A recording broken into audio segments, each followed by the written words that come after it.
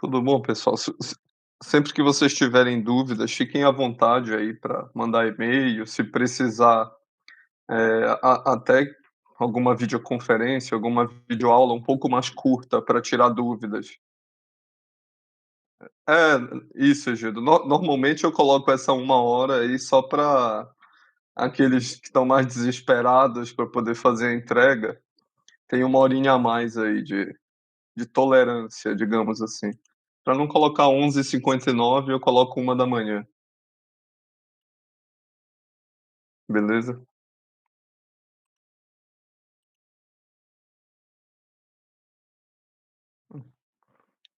Só para não ter conflito com o horário.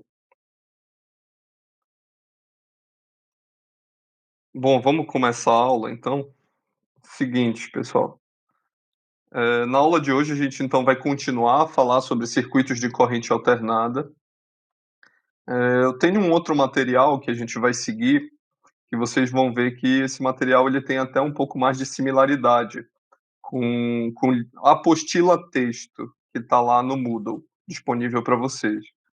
Então, a gente vai ver que tem muita coisa que já foi dada, então a gente vai passar um pouquinho mais rápido aí, e em contrapartida tem alguns assuntos novos, então aí a gente vai com um pouco mais de cuidado. Sem ser na aula anterior, na aula antes dessa, a gente estava um pedaço da aula em cima desse material. Deixa eu colocar ele aqui em tela cheia. Fazer um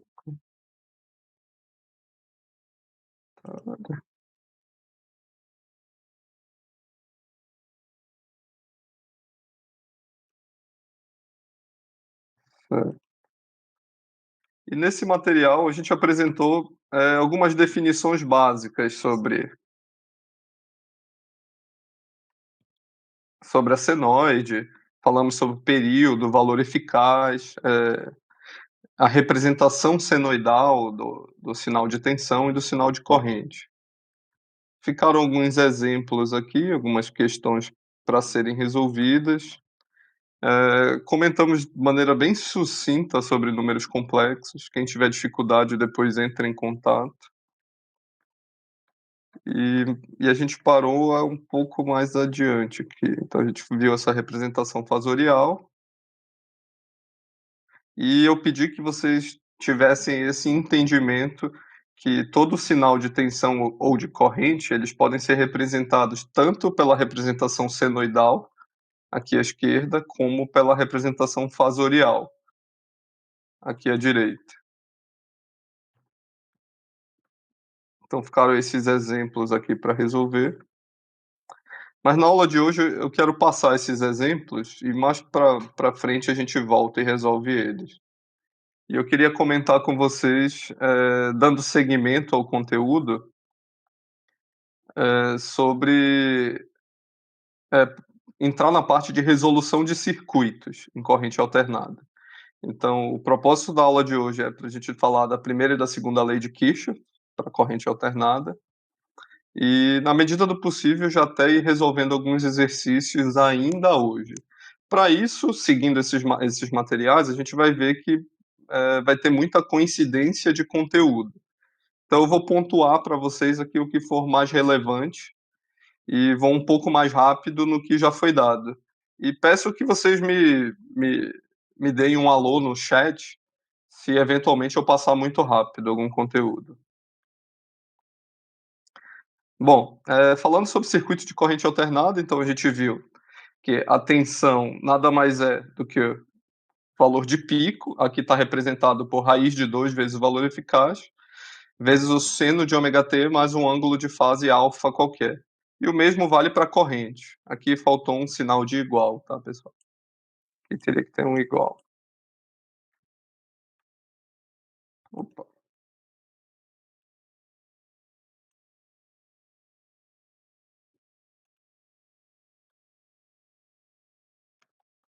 Aí a gente viu também na aula passada como é a modelagem do resistor, quando a gente usa sinais em corrente alternada. Viu que não existe defasagem entre a tensão e a corrente, então esse alfa e esse beta necessariamente eles são iguais.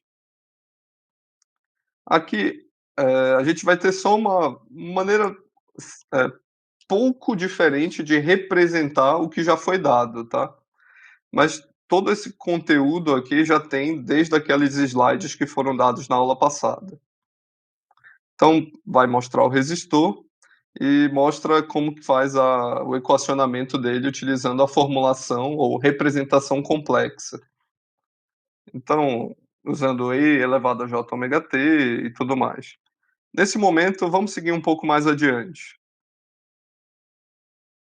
Então, o mesmo vale para o indutor. A gente viu que no indutor a tensão ela adianta em relação à corrente. Então, esse alfa e esse beta eles vão ser diferentes.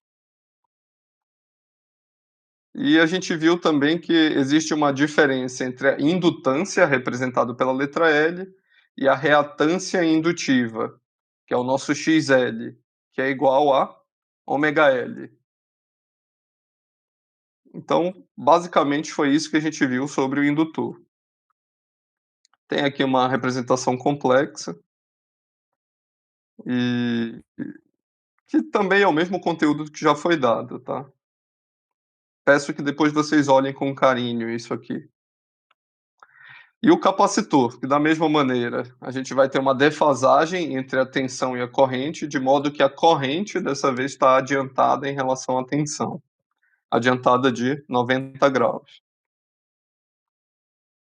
Então a gente viu que da lei de Faraday tem essa definição que faz a relação entre corrente e tensão do capacitor. E aqui a gente tem uma formulação também já utilizando a resolução, a representação complexa desses cálculos, onde o meu xc é 1 sobre j ômega c.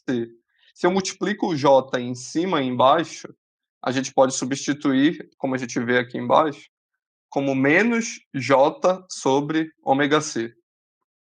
Então, esse aqui é o nosso xc, ou reatância capacitiva. Então, isso aqui também a gente já discutiu na aula passada, tá? Esse slide só mostra uma outra forma de enxergar o problema. Vamos um pouco mais. Então, o resumo do que foi dado na aula passada. Então, o resistor, a lei de Ohm vale exatamente igual nos circuitos em corrente contínua, onde quando a gente coloca esse pinguinho em cima da letra, a gente está representando um fasor. Então, fasor de V sobre fasor de I é igual a resistência, V sobre I é igual a JXL para o indutor, e V sobre I é igual a menos JXC, onde XC é igual a 1 sobre ômega C e o XL é igual a ômega L. Pessoal, esse resumo aqui ele é fundamental que vocês conheçam bem. Os detalhes que são mostrados anteriormente, é importante que vocês tenham todo o entendimento, até para entender de onde que surgiram essas equações. Então, a partir da aula de hoje, na aula anterior a gente chegou a comentar sobre o que, que seria a impedância. Eu comentei com vocês que em circuitos CC a gente costuma usar a resistência e circuitos CA a gente vai costumar usar agora a impedância, representado pela letra Z. Então, no final da aula passada, a gente já chegou a esboçar algumas definições sobre a impedância. E eu falei para vocês que essa impedância nada mais era do que a resistência mais ou menos Jx. Então, se o meu circuito ele for predominantemente indutivo, então seria Z é igual a R mais JXL. Se o meu circuito ele for, vou chamar de Z' aqui, e aqui Z duas linhas. Se ele for predominantemente capacitivo, ele seria igual a R menos JXC. E ambos, a unidade é dada em ohm. O mesmo vale para resistência, o mesmo vale para reatância indutiva e para reatância capacitiva. Então, na aula passada, a gente chegou a comentar de maneira bem rápida isso aí. Então, vamos passar a entender que, a partir de hoje, a impedância ele é o novo parâmetro que impede a passagem da corrente. Então, quanto para circuitos CC a resistência a esse parâmetro que impede a passagem da corrente, agora para circuitos corrente alternada é a nossa impedância. E se você associar ao português, dá para ter um bom entendimento. Impedância impede a passagem da corrente. Então vamos lá. Então, impedância nada mais é do que o fasor de V dividido pelo fasor de I. Então, notem que a partir desse momento a impedância ela também se torna um fasor, porque a partir desse momento ela pode ser representada por módulo e fase, ou então ela pode ser representada na forma retangular, que eu mostrei aqui. A forma polar da impedância seria dessa maneira, onde o fasor de Z é igual ao módulo de Z vezes um ângulo de fase θ. Então, isso seria a representação na forma polar de uma impedância. Então, qualquer uma das duas representações, elas podem ser utilizadas, dependendo do que for mais conveniente, inclusive para fazer operações matemáticas com ela. A gente vai entender melhor isso. Então, aqui a gente tem uma impedância, um dipolo passivo, onde a minha tensão V é igual a um módulo V, fase alfa, e a minha corrente I é igual a um módulo I de corrente, fase beta, onde alfa e beta não necessariamente são ângulos iguais.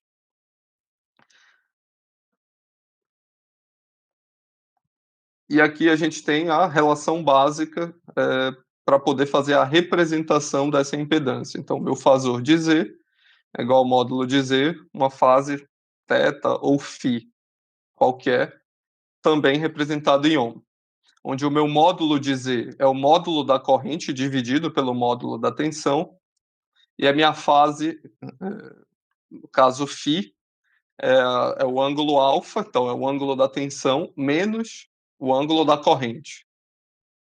Então, meu ângulo de fase é sempre a tensão menos a corrente. Ó. Notem que o alfa está para tensão e o beta está para corrente. Vamos seguir um pouquinho mais adiante, que facilita o entendimento. Se eu quiser representar ele em coordenadas retangulares, então a gente vai ter que o Z é igual a R mais JX, onde o R é a minha parte real da impedância, ou parte resistiva, e o X é a nossa parte imaginária dessa impedância, ou a parte reativa. Então, se a gente fizer um diagrama de impedâncias, acho que tem aqui, a gente vai ver que a parte real nada mais é do que o módulo de Z vezes o cosseno do ângulo, e a parte imaginária nada mais é do que o módulo de Z vezes o seno do ângulo. Então, bora observar esse atributo aqui. Então, esse seria o triângulo das impedâncias. Nesse triângulo, observem que ele sempre vai ser algum ponto entre o primeiro e o quarto quadrante. O segundo e o terceiro, eles nunca são usados, porque fisicamente a gente admite que não existe uma resistência negativa. Então, quando a gente fala de dipolos passivos, o valor do resistor ele é sempre maior ou igual a zero. Quando a gente fala da parte reativa, daí sim, ele é positivo quando a gente fala de indutores e ele é negativo quando a gente fala de capacitores. Então, a nossa reatância indutiva, quando ela está no primeiro quadrante, significa que o meu circuito ele é predominantemente indutivo, porque o meu XL ele é maior que zero. Contrapartida, se esse meu vetor tivesse aqui para baixo, no quarto quadrante, então a gente poderia já afirmar que o meu circuito ele é predominantemente capacitivo. Por que a gente fala predominantemente? Observe que a gente está tratando de vetores ou fasores. Então, quando a gente fala que ele é predominantemente capacitivo, isso não exclui o fato de aquele circuito poder ter um indutor nele. Pode ser que tenha, contrapartida, o efeito do capacitor, ele sobrepõe o efeito do indutor e ainda tem uma sobra. Então esse vetor viria para cá para baixo. Então seria o equivalente de dizer que esse meu x, deixa eu colocar aqui, nada mais é igual do que xl menos xc. Se eu fizer o meu x como xl menos xc, eu posso até eliminar esse menos aqui, porque esse menos do xc, ele já vai vir aqui para frente. Então, é comum, no meio elétrico, a gente ter esse tipo de designação para os circuitos elétricos. Um circuito ele é predominantemente indutivo ou predominantemente capacitivo, de acordo com a impedância equivalente daquele circuito. Então a gente vai ver que associação série, associação paralelo, todas aquelas regras que a gente usava para circuito CC, elas se aplicam para circuito CA. E, e somente um desses efeitos vai tender a se sobrepor. Ou o indutor, o efeito indutivo vai tender a se sobrepor ao efeito capacitivo, ou vice-versa. E quando eles são iguais, ele cai naquele exemplo que a gente comentou na aula passada, que é um circuito em ressonância. Então a gente estaria eliminando essa parcela e estaria tornando o circuito simplesmente resistivo. A gente eliminaria o efeito do indutor com o efeito do capacitor. Aí, se vocês quiserem lembrar como elimina isso, seria mexendo no valor da frequência desse sinal. A gente viu que ajustando essa frequência, a gente consegue igualar o XL ao XC. Bom, voltando aqui, é, então é importantíssimo que vocês entendam bem esse triângulo das impedâncias, de modo que o módulo desse meu vetor, essa aqui é a minha impedância resultante, onde a minha parte real é a minha parte resistiva e a minha parte imaginária é a minha reatância, ou indutiva ou capacitiva. E se a gente pegar por relação trigonométrica básica, a gente vê que o cosseno de alfa, ou de φ, no caso, ele é cateto adjacente sobre hipotenusa, então cosseno R sobre Z, joga o Z multiplicando para o segundo lado da equação, a gente vai ter que o R é Z cosseno. Da mesma maneira, a gente vai ter que o x é z seno. E o módulo desse z nada mais é do que raiz de r quadrado mais x quadrado. E se a gente quiser achar esse ângulo, é usual a gente achar ele pela arquitangente. Então, arquitangente de x dividido por r. Então, essas quatro relações básicas é importante que vocês conheçam. Para não precisar ficar sempre fazendo isso à mão, saibam que a calculadora de vocês ela já faz essa conversão de retangular para polar e vice-versa. Então, basicamente, essas relações é você relacionar algo que está em coordenadas retangulares para coordenadas polares e vice-versa. Lembrando que o cosseno desse meu ângulo, φ, ele é o fator de potência, tá? A gente comentou sobre o fator de potência na aula passada também. Então, aqui tem mais um resumo das impedâncias elementares.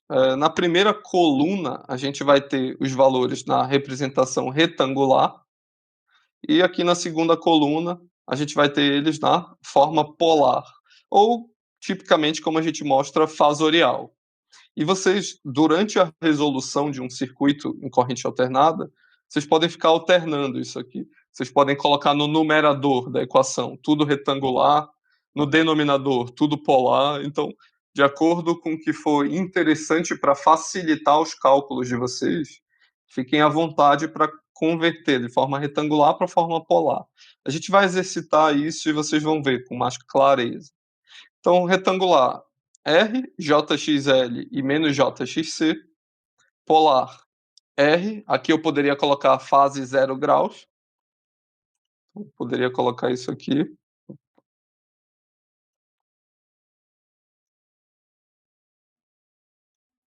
Sem prejuízo nenhum. XL fase 90 graus e XC fase menos 90 graus. Então esse é o resumo, eh, de circuito em corrente alternada quando a gente fala de impedâncias. Então essas são as impedâncias elementares que a gente vai usar. Então enquanto que em circuito de corrente contínua a gente só ficava com essa primeira célula dessa tabela, em corrente alternada a gente vai usar esses 6 elementos aqui. Vamos um pouco mais adiante. Então, da mesma maneira, pessoal, associação série soma todas as impedâncias. Agora lembrem, a gente vai estar começando a somar fasores e não mais escalares.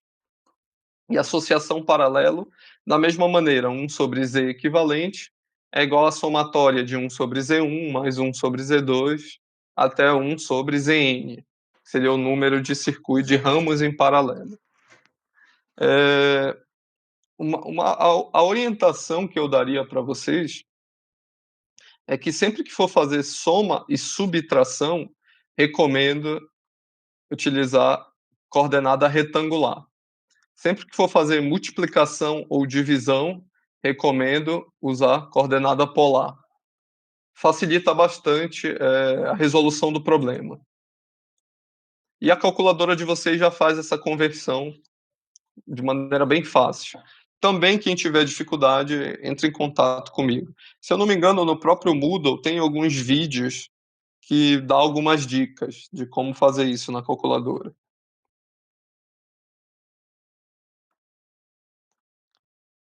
Então, resolução de circuito em corrente alternada, no domínio do tempo, RLC, e a gente usa tensão em função do tempo e corrente em função do tempo. Se a gente fosse resolver assim, a gente ia ter que trabalhar com um sistema de equações diferenciais, o que não é muito prático para fazer essa resolução. Quando a gente vai para o domínio da frequência, que é o que a gente está trabalhando, então a gente vai ter R, JXL e menos JXC. E aqui a gente trabalha com os fasores de V e I. E a gente vai observar que é muito mais fácil fazer esse tipo de operação. A gente vai ter só um sistema de equações algébricas. Até aí, pessoal. Eu estou indo um pouquinho mais rápido porque a gente já está num ritmo. Tá tudo bem aí, pessoal? Podemos seguir? Tá sossegado? Beleza. Então vamos lá. Pessoal, resolução de circuitos em corrente alternada. Então a gente vai ter a lei dos nós e a lei das malhas, também idêntico à corrente CC. Lei dos nós nada mais é do que a somatória de todas as correntes, agora dos fasores de corrente, em um dado nó tem que ser igual a zero.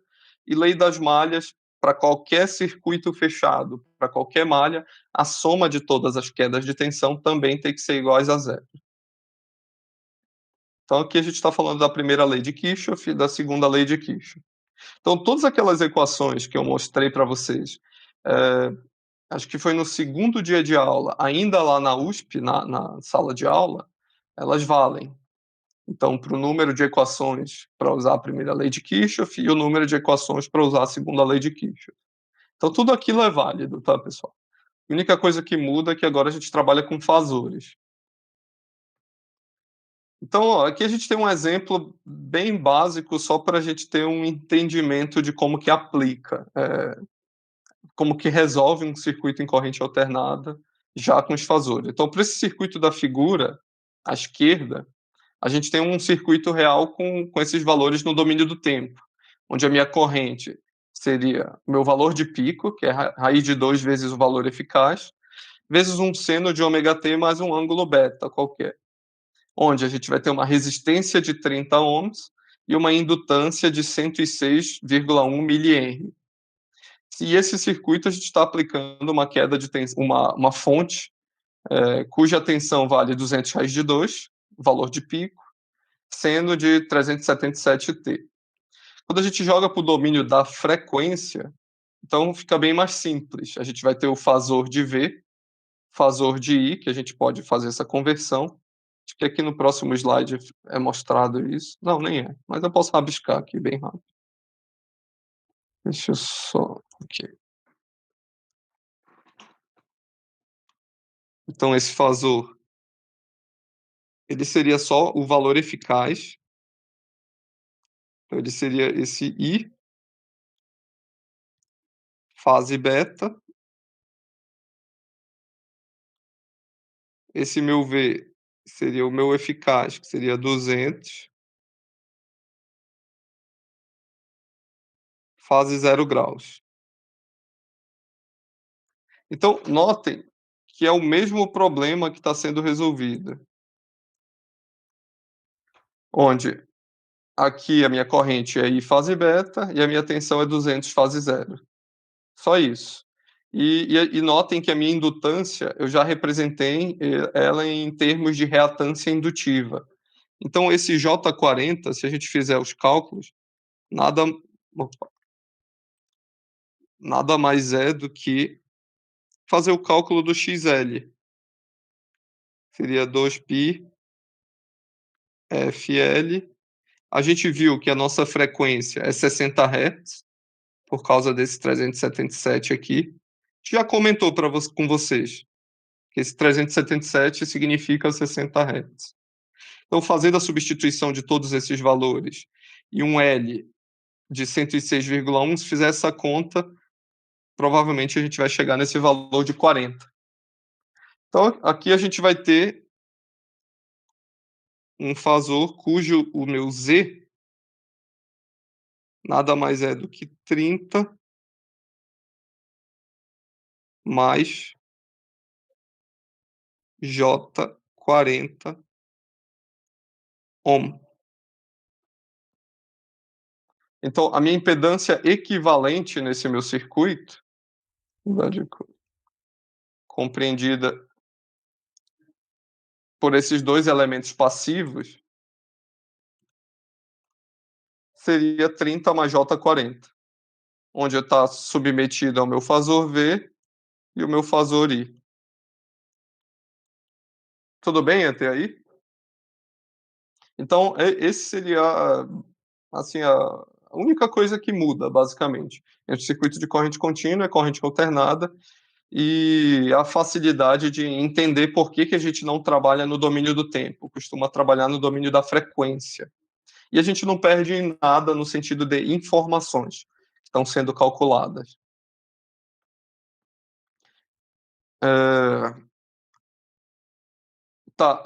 Sobre potência instantânea, eu cheguei a dar também esse conteúdo com aquele outro material e mostrar para vocês, mostrei para vocês na aula passada, que a potência instantânea, em alguns momentos, ela pode assumir valores negativos.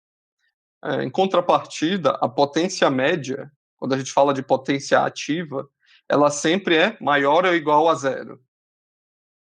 Mostrei isso para vocês. Então, aqui seria as mesmas informações que já foram passadas para vocês, aqui está mostrada a representação complexa delas. Então, potência nada mais é do que tensão vezes corrente, fazendo a substituição, raiz de 2 seno, raiz de 2 e seno. Aí faz aquelas identidades trigonométricas, então essa dedução a gente já discutiu no slide da aula passada, então não vou gastar energia aqui com isso. A gente tem que o valor médio de potência, ele nada mais é do que a potência dissipada, ou então a potência ativa do meu circuito. Então seria o valor médio da minha potência instantânea, da meu P de T. E a gente pode escrever também que essa minha potência ativa nada mais é do que V vezes I vezes o cosseno do ângulo. Então, potência ativa ela é dada em watts. Isso aqui foi uma equação que eu cheguei a mostrar de maneira um pouco mais rápida no final da aula passada, que é a unidade é watts, e que nada mais é do que a potência elétrica consumida pelo circuito. Então, sempre tenham em mente que a energia que vocês pagam na casa de vocês é isso aqui, é VI cosseno, é watts. Vocês não pagam potência reativa. E a gente chegou a mostrar também, mostrei até algumas deduções, que para circuito resistivo, essa potência ativa nada mais é do que V vezes I, porque o cosseno de 0 graus seria 1, então pode omitir ele, então V vezes I vezes 1, então é V vezes I. Para o circuito indutivo e capacitivo, a gente viu que o cosseno seria de 90 graus. Cosseno de 90 vale 0, então já anula. Então indutor e capacitor, eles não consomem potência ativa. Em contrapartida, eles consomem potência reativa, que a gente chegou a comentar também, vai ver agora um pouquinho mais sobre isso. Então, em resumo, potência ativa é dado por VI cosseno, potência reativa é dada por VI vezes seno, e a potência aparente é dada por V vezes I. Aqui faltou, aqui é V vezes conjugado de I, tá, pessoal? Então, ó, no slide 53, fiquem ligados que aqui é um conjugado. E o conjugado ele é representado por um asterisco, no lugar do que seria um expoente. O que seria o conjugado de um número complexo? Só para fazer um lembrete rápido aqui. Vamos supor que eu tenho um Z é igual a um A mais JB. Deixa eu escrever aqui com a caneta.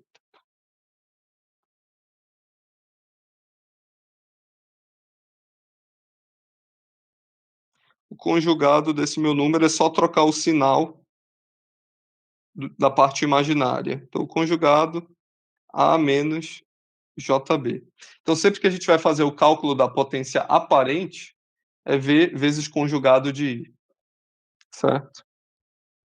Aqui, provavelmente, só está VI, porque aqui ele só está calculando o módulo do S. Aqui não, teria que ser se tivesse um pontinho aqui, seria o fasor dele, e com fasor é necessário que eu coloque o fasor do I, o fasor do V e um conjugado de I aqui. Em contrapartida, se eu só quero um módulo, aí eu posso só fazer o produto de V vezes I. E atentem para as unidades. Watts, VAR, então é volt ampere reativo, e a potência aparente é volt ampere. E isso aqui é fundamental que vocês conheçam muito bem, tá, pessoal? Tenham em mente que isso aqui seria a definição de potência complexa. Então, se é definição, a gente precisa ter isso guardado no sangue, vai? Não ter dúvidas em relação a isso. Então, da mesma maneira que a gente tem o triângulo das impedâncias, a gente também vai ter o triângulo das potências, onde também a gente só vai trabalhar no primeiro e no quarto quadrante,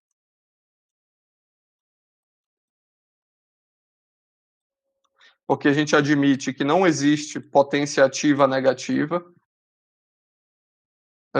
fisicamente falando, de modo que o módulo do S seria minha potência complexa, a minha parte real é minha potência ativa e a minha parte imaginária é minha potência reativa. Então, já dá para notar de antemão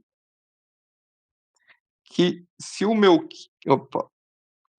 Q ele for maior que zero, significa que o meu circuito ele é predominantemente indutivo.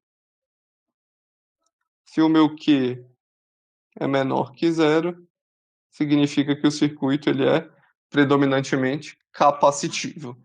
Então, esse exemplo de triângulo das potências que a gente está observando seria para um circuito predominantemente indutivo. Então, provavelmente ele é do tipo RL. Tudo bem? Tá claro isso? Se não tiver, dá um grito aí.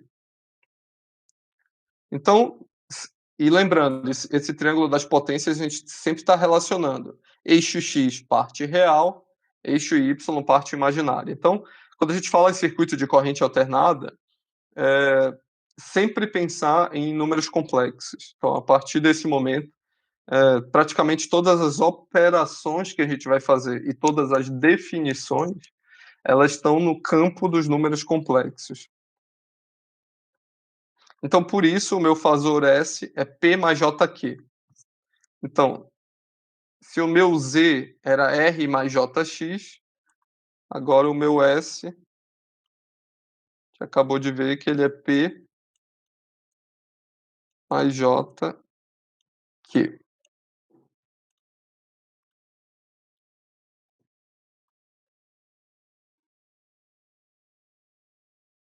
Opa, desculpa, aqui não tem esse pontinho. Ó, aqui em cima não tem esse pontinho, aqui são escalares. Que o complexo é a composição da parte real mais a parte imaginária. Mas aqui tem, porque aqui é o fasor de S. Vamos um pouco mais adiante. Definição de potência complexa, então. Então a gente viu que, por definição, S é P mais JQ, onde a gente pode substituir VI cosseno mais J VI seno. E aí, se a gente quiser enxergar isso em termos de fasores, a gente pode substituir também o fasor de V como V exponencial de J alfa, o I exponencial de J beta, e onde o meu ângulo de fase ele é o mesmo da impedância, tá, pessoal? Então, esse meu ângulo φ nada mais é do que o ângulo da tensão menos o ângulo da corrente. E aqui a gente tem a definição do fasor, que eu acabei de comentar, onde o meu fasor S nada mais é do que V fasorial vezes I fasorial conjugado. Então, esse conjugado, ele vem justamente dessa definição, que o meu ângulo é essa diferença de alfa menos beta. Por isso que entra esse conjugado aqui. E, por fim, se a gente quiser representar ele na forma complexa, a gente pode colocar também como VI exponencial de J φ, que nada mais é do que VI cosseno mais J VI seno. Então é muito comum também a gente ter essa representação, onde eu posso até isolar o VI. Então seria o meu S seria V vezes I cosseno φ mais J seno φ, onde essa aqui é a parte real e essa aqui é a parte imaginária. Então o meu J seno se refere ao meu Q e o meu cosseno se refere, obviamente, sempre multiplicando o VI, certo? Que volta para essa primeira equação aqui em cima. Então, potência complexa, a partir de hoje, ela pode ser representada em qualquer uma dessas maneiras aqui, tanto pela forma complexa como pela forma fasorial. E aqui a gente tem um exemplozinho bem simples, que seria aquele mesmo exemplo que foi mostrado anteriormente, só para a gente calcular P, Q e S. Então, observe, a gente tem uma tensão V qualquer, uma corrente I que atravessa, resistor de 30 ohms e uma indutância com reatância indutiva de 40 ohms. Então, aplica direto. E é dado também que a minha tensão ela é 200, fase 0 graus. Aqui em volts, tá, pessoal? A unidade é volt. Então, lei de Ohm, né? Então, se eu tenho a tensão e tenho a impedância, consigo calcular as correntes. Então, meu I nada mais é do que V sobre Z. Fazendo as devidas substituições, a gente pode ver que o meu Z é 30 mais J 40. Então, eu substituo bem aqui. Então, 200 sobre 30 mais J 40. Minha recomendação seria transformar isso aqui para a forma polar. Então, na forma polar, só de bater o olho, provavelmente daria módulo 50. Deixa eu rabiscar.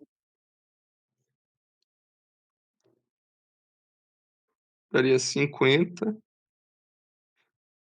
Provavelmente fase 53,13 graus.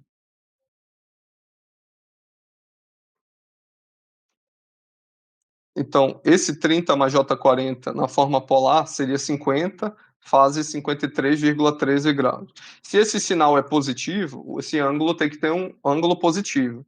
Se esse sinal é negativo, esse ângulo também tem que ser negativo.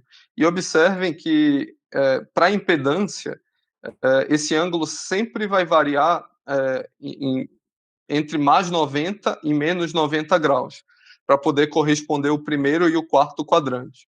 Então, raramente, assim, não é usual a gente trabalhar com ângulos maiores que 90 graus, ou então com ângulos menores do que menos 90 graus.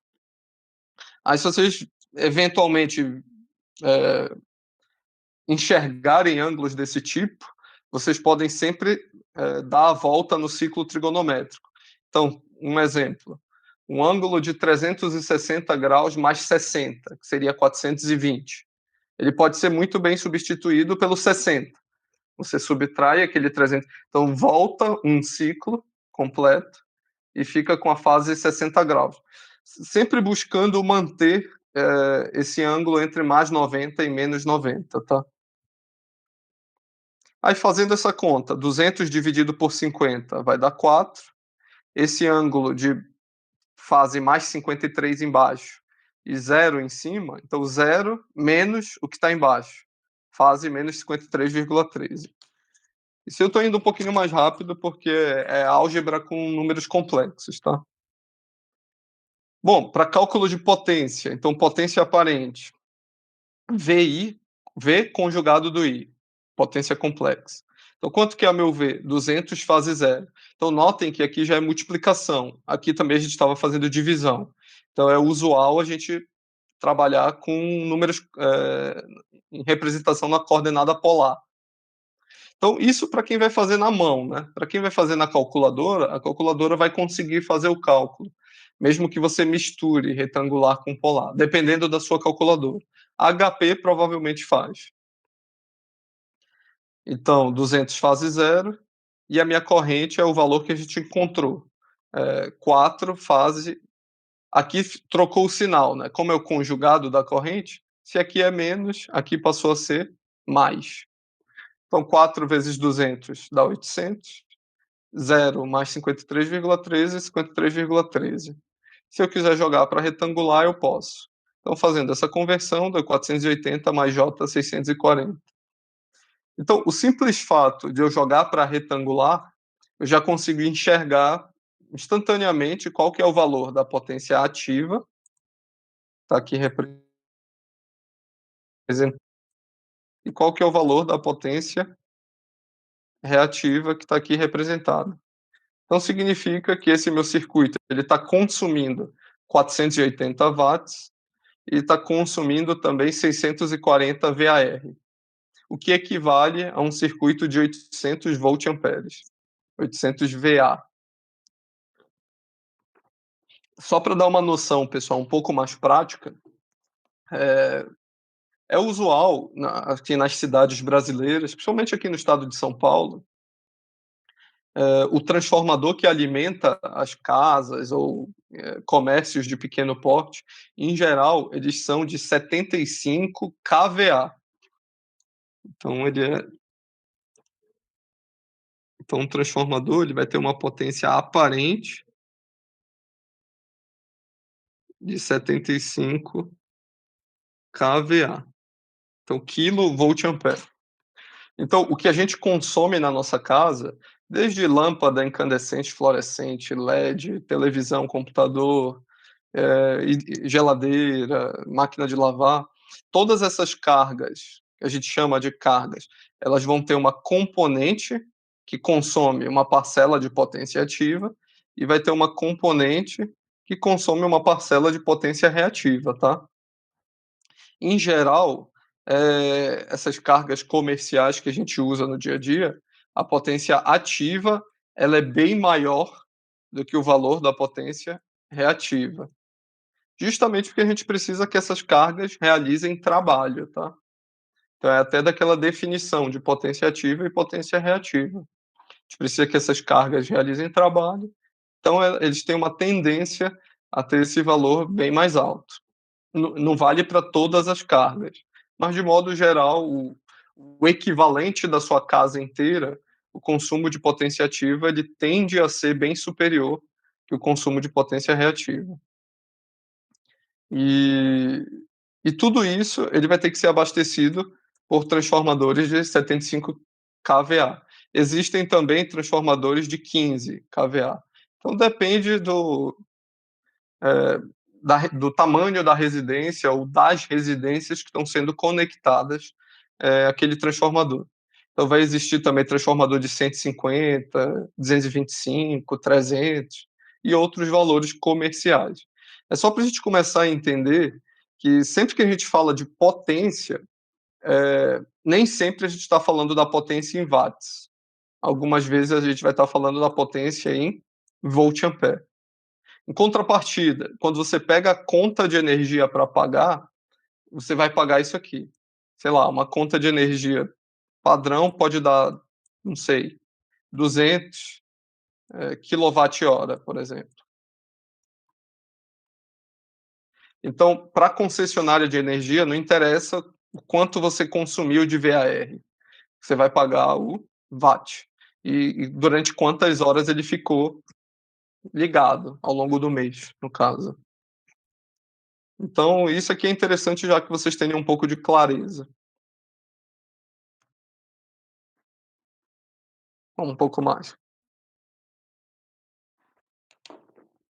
Bom, quando a gente fala de potência de motor elétrico, a gente pode falar que a potência elétrica nada mais é do que a potência mecânica, ou desculpa, a potência total é a potência mecânica dividida pelo rendimento. Ou eu posso jogar esse rendimento para cá e a potência total para cá para baixo. E o rendimento ele pode ser representado por essa letra grega, o eta, onde uma outra maneira de eu calcular a minha potência reativa direto pela potência ativa é fazer a multiplicação pela tangente. Que a gente não viu que a gente pode até voltar aqui no triângulo. Então, se a gente fizer a tangente cateto oposto sobre cateto adjacente, a gente vai ter essa relação entre P e Q. Então, Q é P tangente de φ. Quando a gente fala de potência de iluminação, a lâmpada incandescente, botou um S aqui. A lâmpada incandescente, que era aquelas lâmpadas antigas que a gente usava, tipicamente ela consumia, sei lá, 90 watts. Elas se tratavam de resistores, era uma lâmpada que ela era puramente resistiva.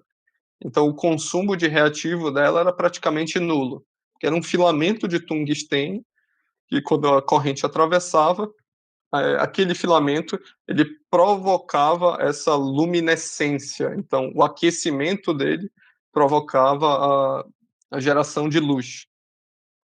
Em contrapartida, lâmpada fluorescente e lâmpada LED, na lâmpada fluorescente, a gente fala que ela é uma lâmpada de descarga, então já ocorre uma ionização daqueles gases, e nesse fenômeno de ionização,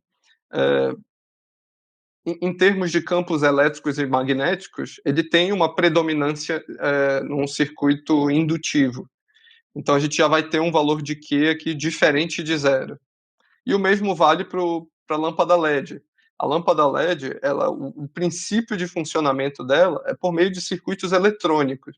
Então, existe uma eletrônica ali dentro, e quando atravessa a corrente, ela é capaz de transformar aquela corrente elétrica em luz.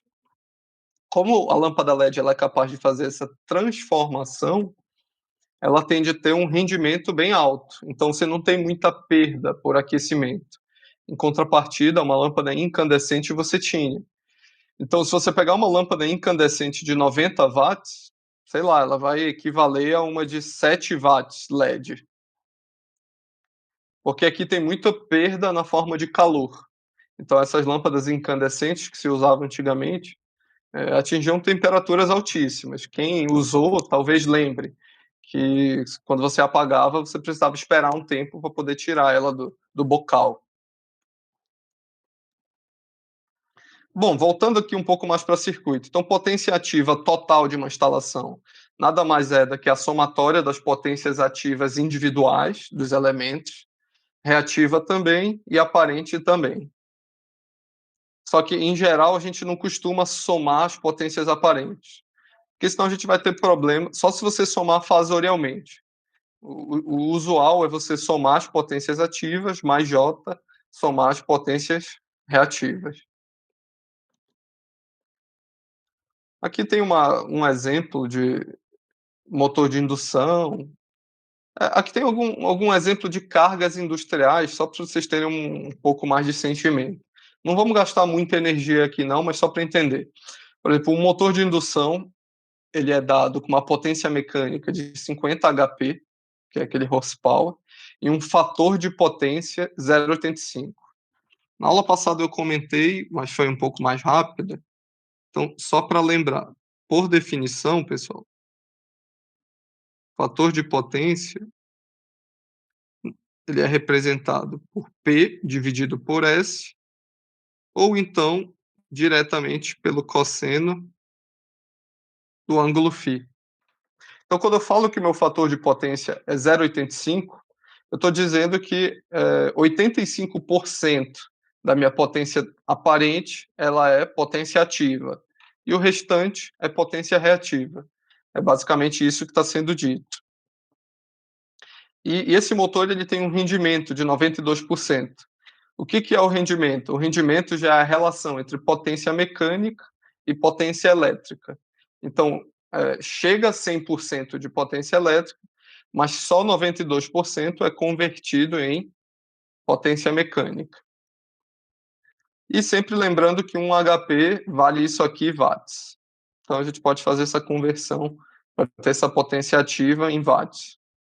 Então, isso aqui seria um exemplo de uma carga industrial. Um outro exemplo de uma carga de iluminação. Então, imaginem um circuito enorme de um galpão, só para iluminação, que esteja consumindo 60 amperes e que possua um fator de potência 0,9 indutivo.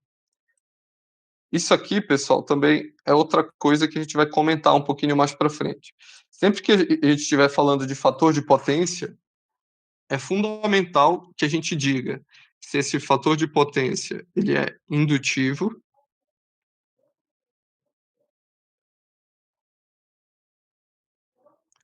ou se ele é capacitivo.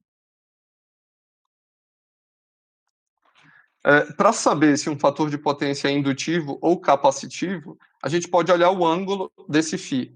Se esse ângulo for maior que zero, ele tende a ser indutivo. E isso a gente pode enxergar até aqui no triângulo das potências. Ângulo maior que zero tende a ser predominantemente indutivo. Ângulo menor que zero tende a ser predominantemente capacitivo. Então, sempre que a gente está falando de um fator de potência, é importante que a gente diga se ele é predominantemente indutivo ou se ele é predominantemente capacitivo. Por mais que a gente saiba que o cosseno ele é uma função par, não sei se vocês ainda lembram disso da primeira aula, que o cosseno φ ele é igual ao cosseno de menos φ, é importante a gente conhecer esse sinal quando a gente está falando de fator de potência, justamente para poder definir se é um fator de potência indutivo ou se é um fator de potência capacitivo. Adianto para vocês, tipicamente, as cargas que a gente tem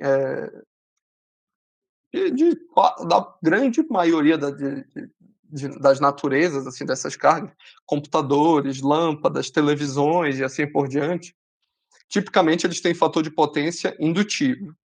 Então, tanto que quando a gente precisa compensar esse fator de potência, a gente precisa fazer o quê? Introduzir capacitores, justamente para poder equilibrar um pouco esse meu triângulo das impedâncias. Então, em vez desse meu Q ficar com um módulo tão grande, se eu coloco um capacitor aqui, vamos supor que com um módulo um pouco menor,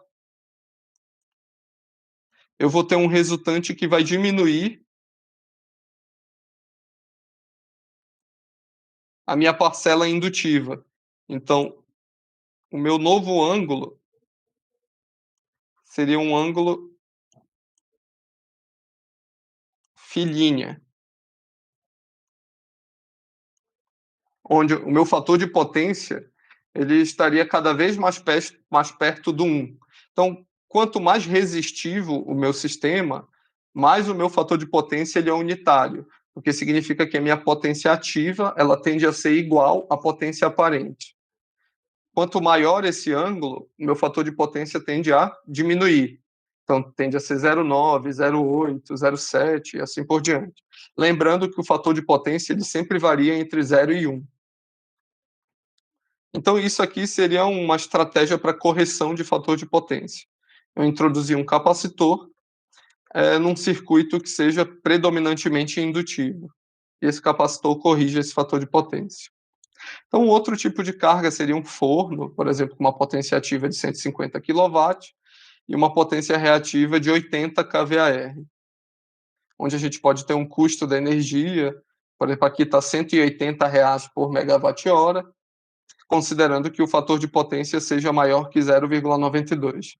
Então tenham em mente que o padrão brasileiro, ele exige que a concessionária de energia forneça uma energia com fator de potência acima de 0,92, seja ele indutivo, seja ele capacitivo. Em geral, ele é indutivo. Em casos excepcionais, ele se torna capacitivo. Então, esse aqui só são alguns exemplos de cargas que vocês identificam numa indústria. E a aplicação industrial seria o quê? Identificar, determinar potência ativa, potência reativa, potência complexa, fator de potência, identificar se existe uma tarifa excedente para um fator de potência abaixo de 0,92. O que mais? A gente pode identificar também qual que é o custo mensal da energia, considerando um mês com 22 dias úteis e uma jornada de trabalho de 8 horas diárias. A gente pode determinar também qual que é a corrente absorvida pelas cargas, qual que é a corrente total daquele meu circuito, e a gente pode desenhar também o diagrama de fasores para um circuito completo. Então, são alguns exemplos de aplicação industrial. Até aí, pessoal, tá tudo bem?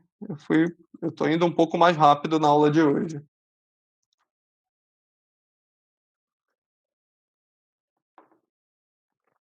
Podemos seguir? Ou tá meio embaçado aí?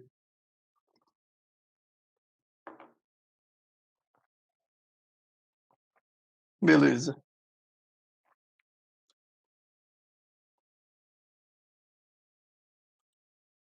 Então aqui a gente finalizou esse material de circuitos CA.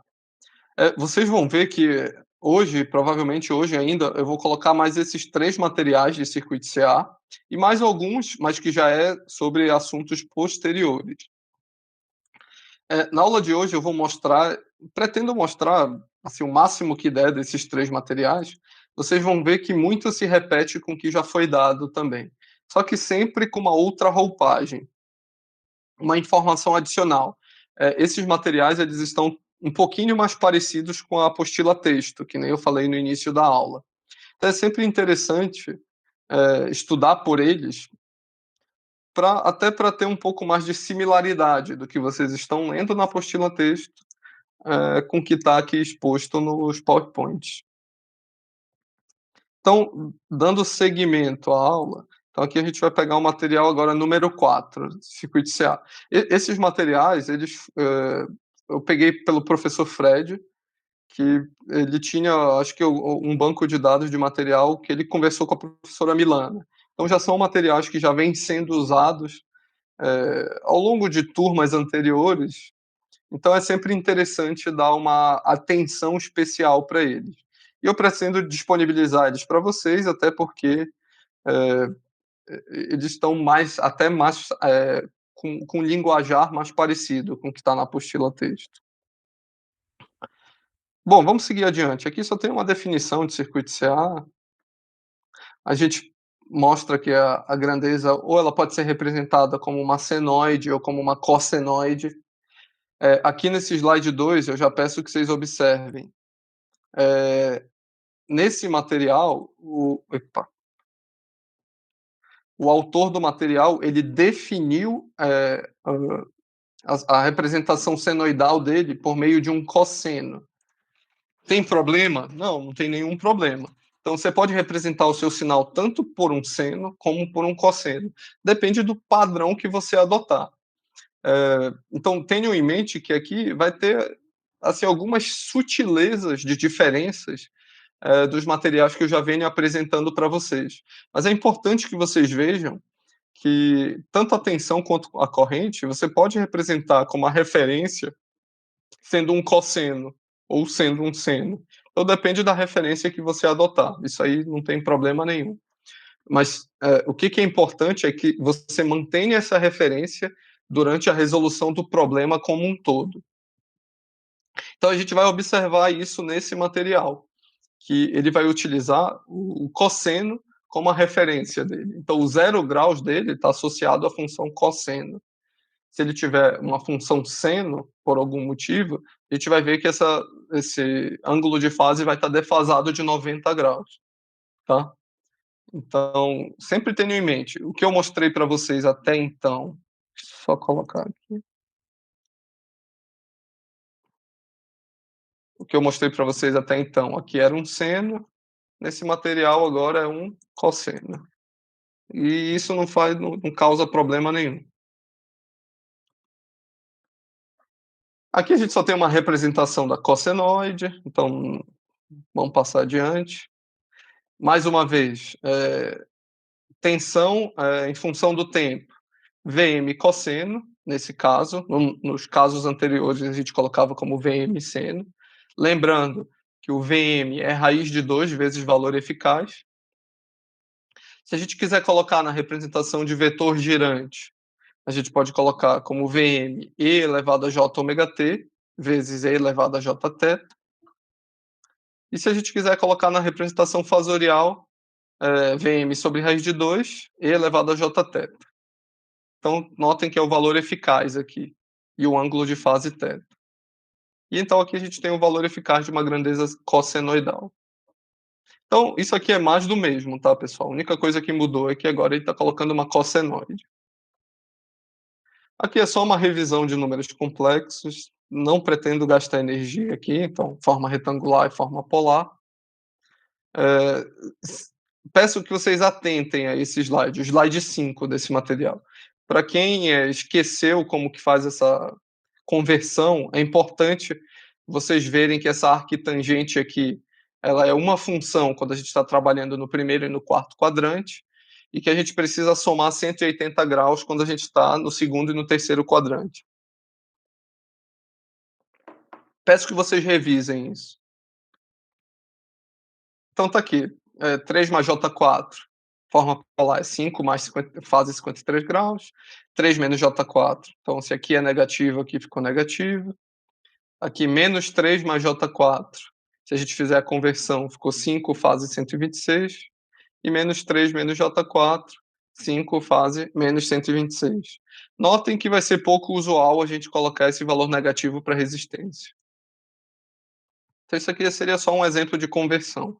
Quem quiser não estar familiarizado na calculadora, usa esses valores aqui como base já para treinar na calculadora, como que faz as conversões.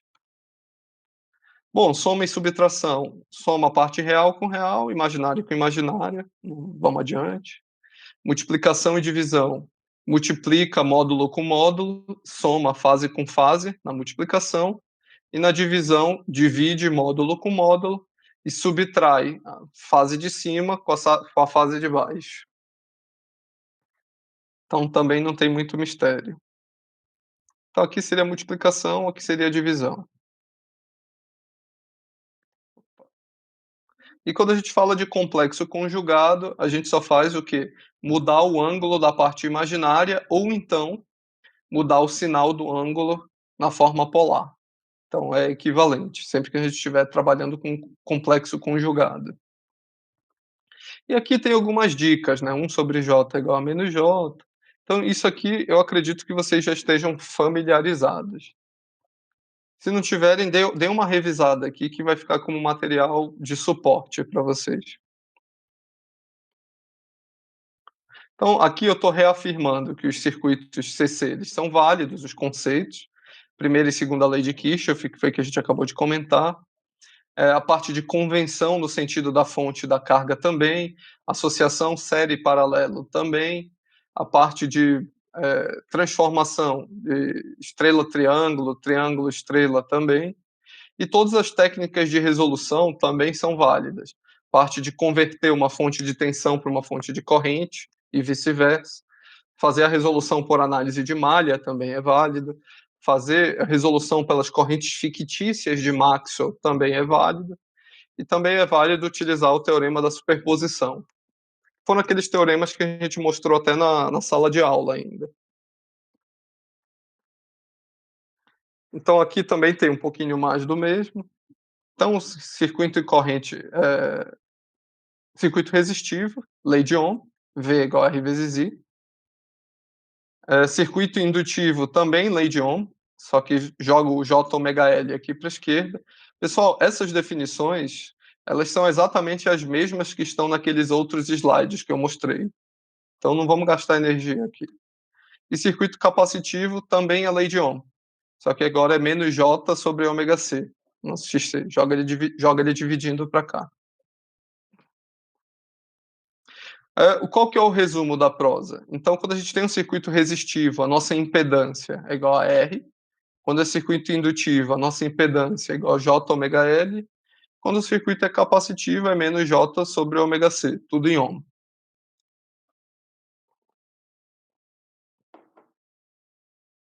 E notando que o Z ele é um número complexo, não é um fazor. Isso é uma questão de definição, tá? É, mais um lembrete, reatância indutiva, ômega L, reatância capacitiva, 1 sobre ômega C. Mas quando a gente fala de impedância, é J ômega L, quando a gente fala de impedância, é menos J, 1 sobre ômega C. Então, um pouco mais do mesmo. E sempre tendo em vista que as fontes de tensão, elas podem ser representadas dessas duas maneiras. Então, fonte de tensão em corrente alternada, você coloca uma senoide dentro da bolinha e você pode representar essa polaridade aqui com mais menos. Esse mais significa que está começando com um semiciclo positivo da senoide. E esse menos significa que ele está com um semiciclo negativo. Então, se eu invertesse esse. Então, seria um sinal assim, mais ou menos, para essa representação. Se eu colocasse uma representação invertida aqui, eu teria que começar com semiciclo negativo. Tudo bem? E da mesma maneira, a fonte de corrente. Então, se a seta está apontando para semiciclo positivo, se eu tivesse com uma seta apontando para baixo, eu teria uma senoide começando com semiciclo negativo. Então, isso é uma convenção para a representação de fontes de tensão e de corrente. Mais uma vez, associação série paralelo, então soma tudo, e somos inversos, né? Somatória de 1 sobre Z1 mais 1 sobre Z2 e assim por diante. E aqui, pessoal, já tem as deduções todas, os resultados finais da transformação delta estrela. Então basta aplicar direto essas expressões matemáticas aqui. Então, por exemplo, eu quero transformar um circuito que está em Y para um circuito em delta. Então, para eu achar esse meu elemento Z12, eu usaria Z1 vezes Z2 mais Z1 vezes Z3 mais Z2 vezes Z3, tudo dividido por Z3. Então, sempre notando que eu posso colocar essa estrela aqui dentro.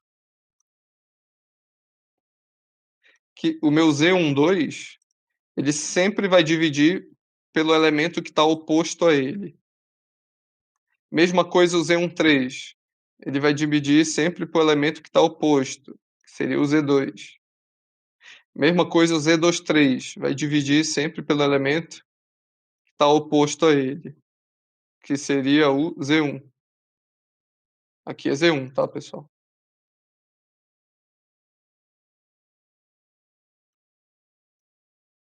E o numerador é sempre igual, que seria a combinação da multiplicação 2 a 2, fazendo a somatória deles. Se eu quero o contrário, o denominador ele já é igual, somos 3, somos 3, e o numerador ele sempre vai ser tá aqui, o que está fazendo contato a ele. Então, se aqui eu tenho o meu Z1, então vai ser o contato com o Z12 e Z13. Então, meu Z1 é o produto desses dois, dividido pela somatória dos três. O meu Z2 é o produto desses dois, dividido pela somatória dos três. e o meu Z3, ele é o produto desses 2, dividido pela somatória dos 3. Tudo bem? Então, aqui a gente teria a transformação, delta estrela. Isso aqui é bem importante, facilita bastante a resolução de circuito elétrico. Aqui a gente tem um exercício rápido, que esse eu queria fazer com vocês. Até aí, galera, tá tudo bem?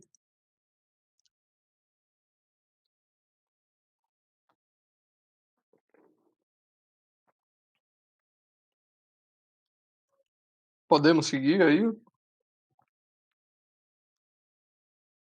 Beleza, vamos lá. Então, notem, a gente tem um exemplo aqui, onde a gente tem uma fonte de tensão VT, que está alimentando um capacitor de 50 microfarad, que está em paralelo com uma resistência em série com uma indutância, 20 ohm e 40 milliamp. Eu falei para vocês que a gente pode representar agora tudo por impedâncias. Então pensa nesse capacitor como uma caixinha preta, como um bloquinho que eu vou chamar de Z1. E esse circuito RL também pensa como uma caixinha preta que eu vou chamar de Z2. E esse sinal de tensão, ele é dado no problema. Então, ele está sendo dado aqui. Onde a minha tensão é 120 seno de 2πft mais 60 graus. Lembra, pessoal, que esse material eu falei que ele está definindo tudo com base em cossenoides. Como ele definiu tudo com base em cossenoide, e aqui ele apresentou um seno, então esse ângulo aqui, na verdade, o ângulo de fase do no meu fasor, ele não seria 60 graus, seria 60 menos 90. Assim eu transformo esse meu seno num cosseno. Então, se eu quero transformar esse meu sinal de tensão, que está numa representação senoidal, uma representação de fasores, o que que eu faço? Pego o meu valor de pico e divido por raiz de 2, assim eu tenho o meu valor RMS, e agora eu faço essa correção no meu ângulo, admitindo que são 60 graus menos 90, onde a gente vai ter um fasor de tensão de 84,853 volts, fase menos 30 graus. Então notem que esse V aqui em cima, ele é exatamente igual a esse V aqui embaixo, só muda a representação dele. Agora, o que que o problema pede? Ele pede as correntes, então ele pede a corrente 0, que é o total que sai da fonte, pede a corrente I1, que é o que atravessa o capacitor, e o I2, que é o que atravessa essa impedância Z2. Então, para isso, a gente pode primeiro calcular Z1 e Z2, né? Então, para o cálculo do Z1, lembrem, menos J sobre ômega C. A gente está falando de um capacitor. Ômega 2πfC. Lembra que o micro vale 10 a menos 6. Fazendo essa multiplicação, essa conta toda, a gente chegou ao valor que o meu Z1 é menos J, 53 ohm. Então, aqui a gente calculou o Z1. O meu Z2, então, é R mais JX. Só que o meu X é J ômega L, correto? Então, ômega 2πf vezes o meu L, 40 vezes 10 a menos 3. Fazendo essa multiplicação toda, a gente vai ter que o meu Z2 vale 20 mais J15 ohm, 15,080. Então, aqui eu tenho o meu Z1 e tenho o meu Z2, ambos representados na forma retangular, e ambos fazem parte de um circuito que está em paralelo. Z1 está em paralelo com o Z2. O que, que a gente pode fazer? Como esse circuito é em paralelo, a gente sabe que essa tensão de 84,83 ela está tanto sendo aplicada aqui sobre o capacitor, como está sendo aplicada aqui sobre o meu Z2. Então eu posso calcular direto a minha corrente I1. Então o meu I1 é V sobre Z1. Eu substituo 84, fase menos 30, sobre J menos 53. Aqui, notem que ele fez a conversão da forma retangular para a forma polar. Quando não tem parte real, assim é bem fácil, né, pessoal? Como a gente está vendo esse menos J, a gente já pode substituir aqui por menos 90 graus. E aqui se repetiu. Então, divide módulo com módulo e subtrai a fase de cima com a fase de baixo. Então, menos 30 menos menos 90 vai dar 60 graus. E fazendo essa divisão vai dar aproximadamente 1,6 amperes. E fazendo de novo para a forma polar, para a forma retangular, isso aqui vale 0,8 mais J 1,3 amperes. O I2, de maneira equivalente, V sobre Z2, então pega a tensão, divide pela impedância de Z2 que a gente encontrou. De novo, ele jogou para a forma polar. Então, 84 sobre 25 deu 3,388. Menos 30, menos 37, deu menos 67. Jogando para a forma retangular, deu 1,3 menos J, 3,119. Então, observem, pessoal, que no capacitor, esse meu sinal de corrente, ele é positivo. E no indutor, esse meu sinal de corrente, ele é negativo. Isso é uma coisa que acontece. Também, caso esse circuito fosse uma caixa preta, simplesmente observando esses sinais, a gente já consegue ter uma boa noção se ele é capacitivo ou se ele é indutivo. E a minha corrente total, meu I0, a gente pode fazer lei dos nós nesse nó bem aqui. Posso chamar de nó A. Então, meu I0 nada mais é do que I1 mais I2, fasorialmente. Então, a gente vai ter que esse 1,3 mais 0,8 vai dar 2,1, e esse 1,3 menos 3,11 vai dar esse menos J 1,7. Fazendo essa conta, a gente chega numa corrente total de 2,7 amperes, fase menos 3,24 graus. Tudo bem?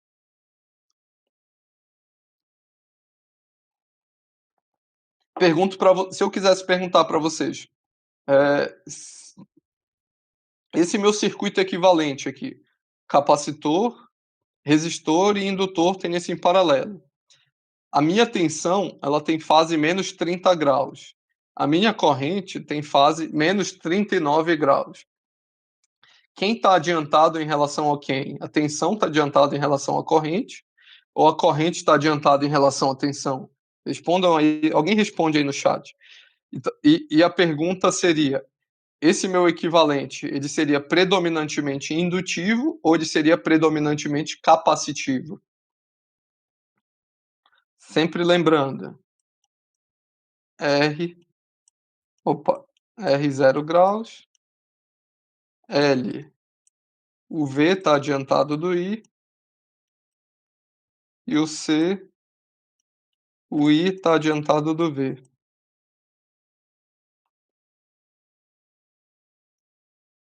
Então, se a minha tensão está menos 30 graus e a minha corrente está menos 39 graus, quem está adiantado de quem? A tensão está adiantada da corrente ou a corrente está adiantada da tensão? O que vocês acham aí? Alguém responde aí. Pode errar, pode chutar aí.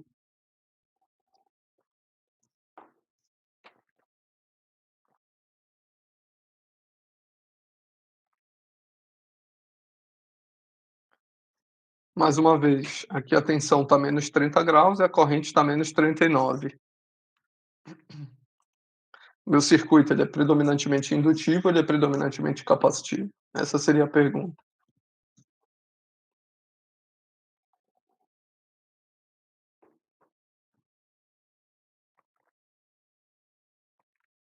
Alguém tem alguma? Quem mais acha aí que a corrente está adiantada?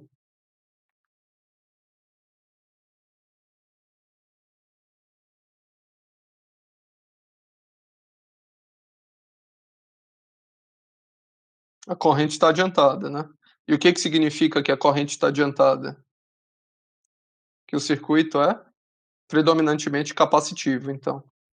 Então significa que esse capacitor ele está provocando um efeito maior do que esse indutor para o meu circuito completo. tudo bem? Então se eu fizesse o meu equivalente aqui, provavelmente esse meu circuito ele seria predominantemente capacitivo. Provavelmente não, ele seria. E provavelmente ele seria um circuito RC, o meu equivalente. Vocês podem depois experimentar fazer o equivalente, resolver esse paralelo aqui, produto pela soma, tá? E vocês a conclusão que vocês vão chegar é que ele vai ser predominantemente capacitivo. Ficou claro aí? Tudo bem?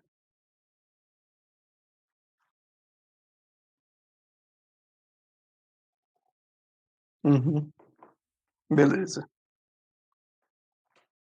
Aqui a gente tem um segundo exemplo, eu não vou gastar muita energia aqui nele, mas eu peço que vocês olhem ele com carinho. Aqui já seria a resolução num circuito utilizando análise de malhas. Então, por análise de malhas, eh, lembrem que, aquilo que eu falei numa das primeiras aulas, primeira e segunda lei de Kirchhoff. Primeira lei de Kirchhoff, a gente pega o número de nós e subtrai um. Então, quantos nós a gente tem nesse circuito? A, B, C e D. 4 nós. Então, eu posso fazer para 3 nós, simplesmente. Então, aqui para o nó A, tudo que está entrando e tudo que está saindo em A. Então, ó, entra I1, vem aqui,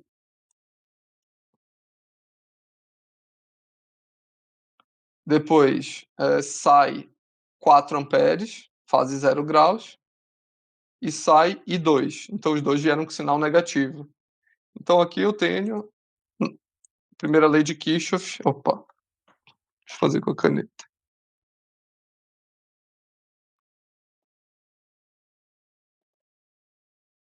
Para o nó A. Vocês vão ver que aqui embaixo é para o nó B, e aqui embaixo é para o nó C. Então, para o nó B, entra 4 amperes, positivo, sai I3, negativo, e sai I5, negativo. E para o nó C, entra I2, positivo, entra I3, positivo, e sai I4, negativo. Então, aqui para esses três nós, eu já fiz a primeira lei de Kirchhoff. A segunda lei de Kirchhoff, quem resolveu esse problema, a gente tem aqui 5 correntes, né?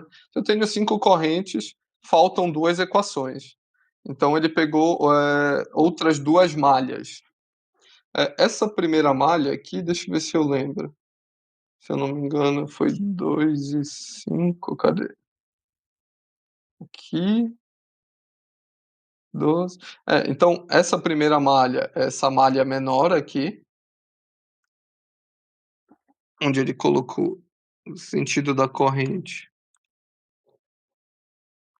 Colocar uma outra cor, dar um verde. Colocou o sentido da corrente, de malha.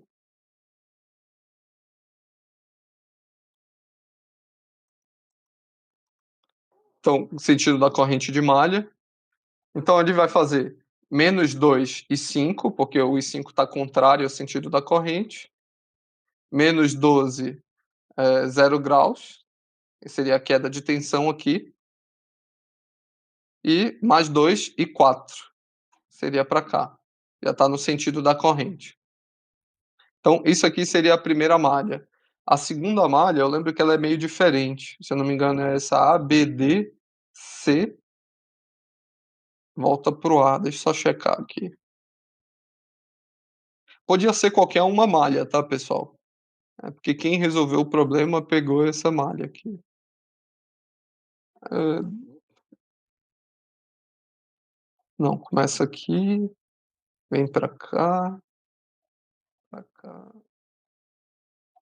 pra cá. Ah, tá. Seria essa malha aqui: A, C, B, D, A. Então vou até escrever aqui. Poderia ter pego outra malha, não precisava ser essa. Então foi A, C, BDA. Então, fazendo análise de malha para esse ACBDA, chega nessa segunda expressão aqui. Então, aqui a gente vai ter 5 equações, 5 incógnitas. E o problema ele pode ser organizado matricialmente. Coloquei as correntes, coloco as impedâncias e coloco as tensões. Coloquei separado em cada membro.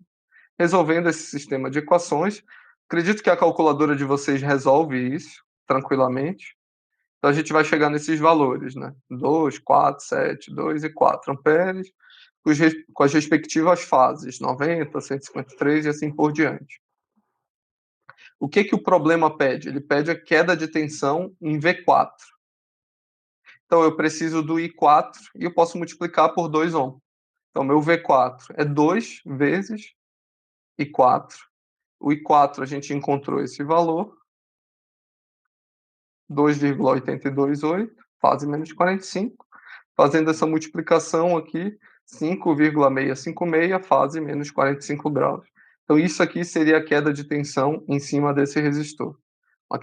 Uma queda de tensão de 5,6 volts, com uma fase de menos 45 graus. E, obviamente, nota que a corrente e a tensão elas não podem estar defasadas. Então, se aqui é menos 45, aqui também é. Porque a gente está falando de um circuito resistivo. Aqui eu fui um pouquinho mais rápido, mas a essência é essa. É que você pode aplicar a análise de malha exatamente igual a gente fazia em circuito CC. Só que agora a gente está trabalhando com números complexos. E aqui a gente tem um terceiro problema, que já seria a resolução dele por meio de superposição.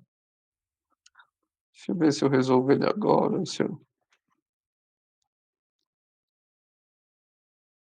Acho que esse problema eu vou deixar ele para a aula que vem. Eu só quero mostrar um pouquinho mais do que eu acredito que a gente vai ter uma aula a mais só de circuito e corrente alternada, que na outra aula a gente já começa a falar de circuitos trifásicos.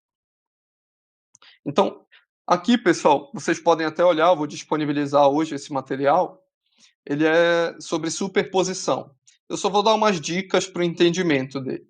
Então, o teorema da superposição, sempre lembrar, é aquele onde você elimina todas as fontes e deixa apenas uma, e calcula o efeito de fonte a fonte de corrente e tensão sobre um dado elemento passivo que você tenha no sistema. Então, esse nosso problema, a gente tem quantas fontes? Uma aqui no ramo AB e a segunda fonte de tensão no ramo BC. Então, basicamente, a gente vai ter dois circuitos para resolver. Então, pelo teorema da superposição, o circuito 1, a gente pode manter essa fonte de 12 volts e pode abrir a fonte de corrente de 4 amperes. Então, a gente vai ter esse circuito aqui, onde o meu capacitor se mantém, só que agora ficou menos J2, minha resistência se mantém, a minha fonte de tensão se mantém. Aqui, se eu tenho 2 ohms no meu indutor, a minha impedância agora é J vezes 2, e a minha resistência também se mantém. Então, esse aqui é o circuito 1 para ser resolvido, mantendo só a fonte de tensão. O circuito 2, a gente elimina agora a fonte de tensão e mantém a fonte de corrente.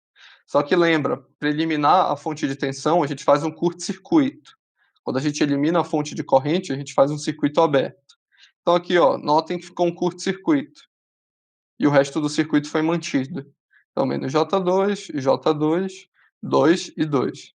E o problema pede que se calcule a corrente I4, que é o que atravessa esse resistor de 2 ohms. Então a gente vai ter que resolver esses dois circuitos de modo em que a gente consiga calcular qual que é a corrente que está atravessando essa minha resistência de 2 ohms. Tudo bem? Aqui vocês vão ver que tem um passo a passo, é sempre da esquerda para a direita. Começa aqui, depois vem para cá, depois vem para cá, depois vem para cá. E tem as contas. Pretendo mostrar isso na próxima aula. Para quem quiser se adiantar, tem um pulo do gato que eu quero que vocês notem. Então, por exemplo, bem aqui, deixa eu marcar de outra cor. no circuito 1, quem resolveu o problema optou por fazer a conversão da fonte de tensão em fonte de corrente. Então é importante conhecer a conversão de fontes para poder entender a resolução desse problema, que nada mais essa impedância se repete. Então, se eu tenho uma fonte de tensão em série com uma impedância, eu posso transformar ela numa fonte de corrente em paralelo com a mesma impedância, de modo que a minha corrente nada mais é do que a tensão dividido pela impedância. Então, 12, 0 graus, dividido pelo J2. Fiz a conversão de fontes. Então, esse é o pulo do gato. O resto, vocês vão ver que é tudo associação série paralelo. No circuito 2, o pulo do gato é a conversão inversa. Ele transforma, tá aqui, essa fonte de corrente em paralelo com uma fonte de tensão em série, com a mesma impedância. Então, observem que, então, se eu tenho uma fonte de corrente de 4 amperes em paralelo com um resistor de 2 ohms, mantenho a minha impedância, coloco em série com uma fonte de tensão, só que dessa vez a minha tensão é Z vezes I.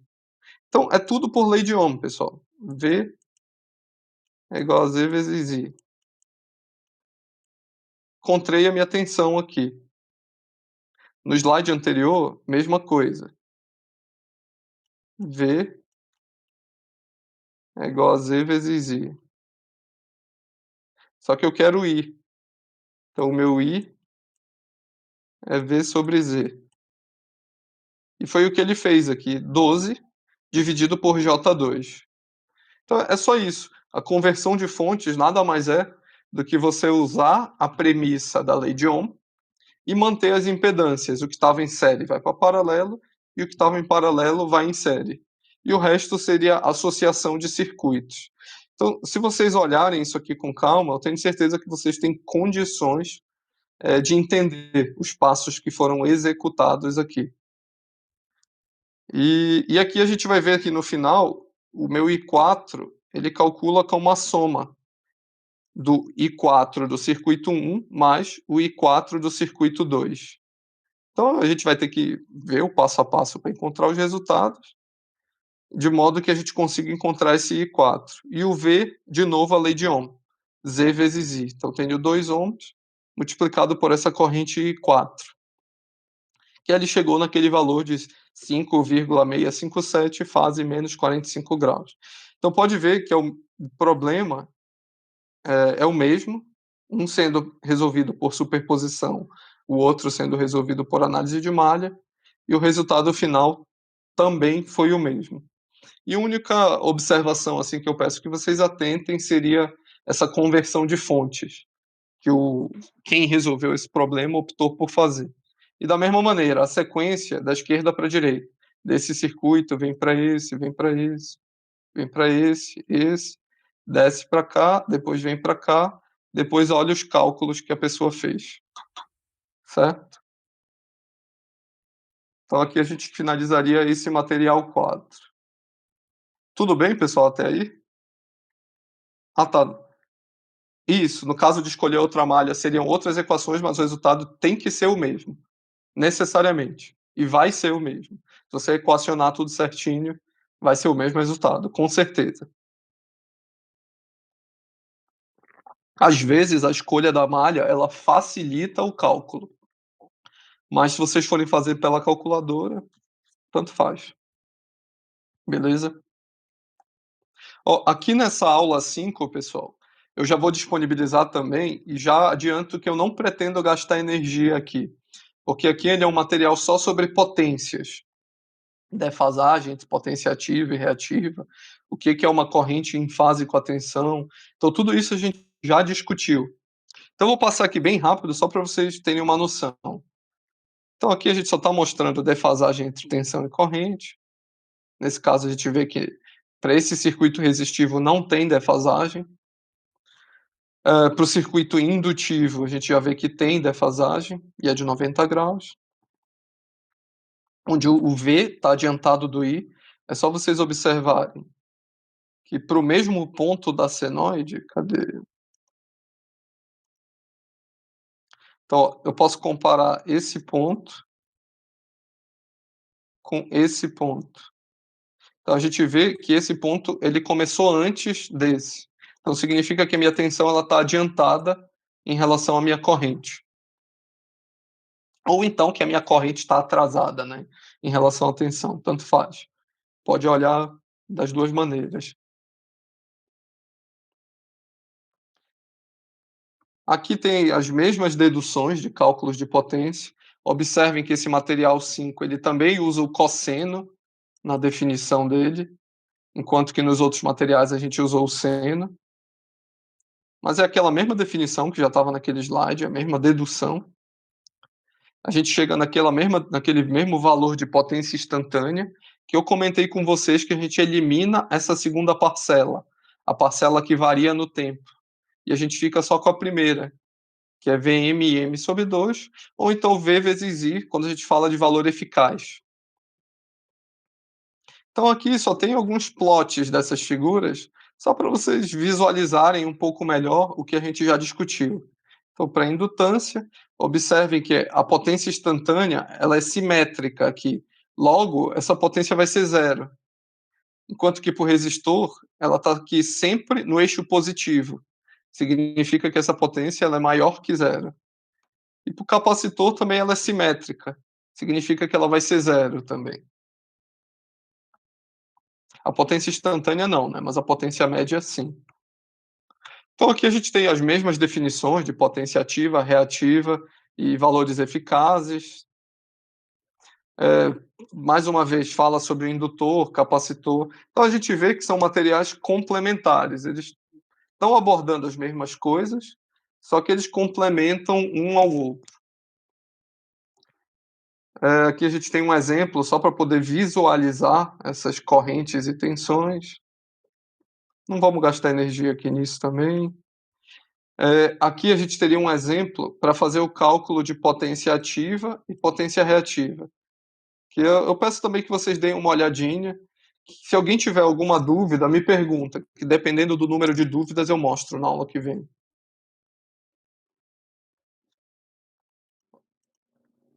Aqui já é um outro circuito já RLC, de novo para cálculo de potência ativa e reativa. Um outro circuito RLC para cálculo de potência ativa e reativa. E mais uma vez potência complexa, P mais JQ, e o S é V vezes conjugado de I. Então, também, ó, não tem nenhuma novidade, as mesmas expressões, aqui também não. Fator de potência sendo definido como P sobre S, ou então P sobre raiz de P quadrado mais Q quadrado, que seria o valor de S. Também, mesmas informações, um pouquinho mais, aqui seria para identificar um fator de potência indutivo e um fator de potência capacitivo. Notem, aqui a tensão está adiantada da corrente.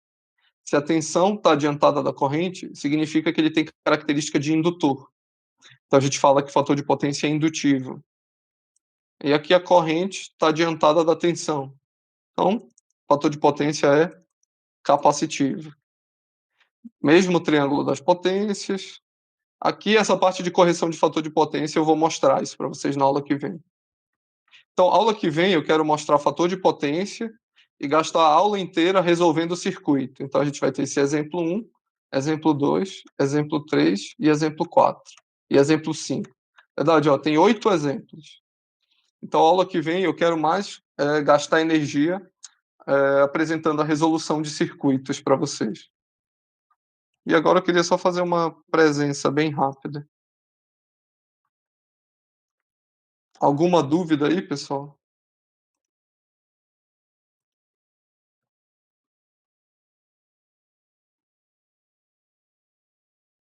Beleza.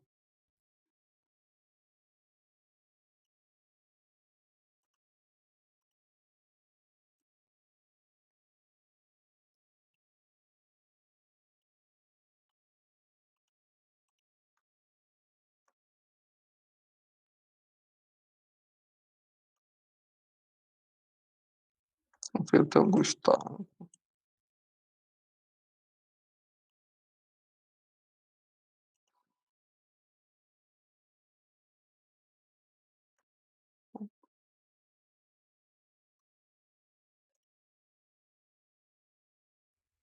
Aqui,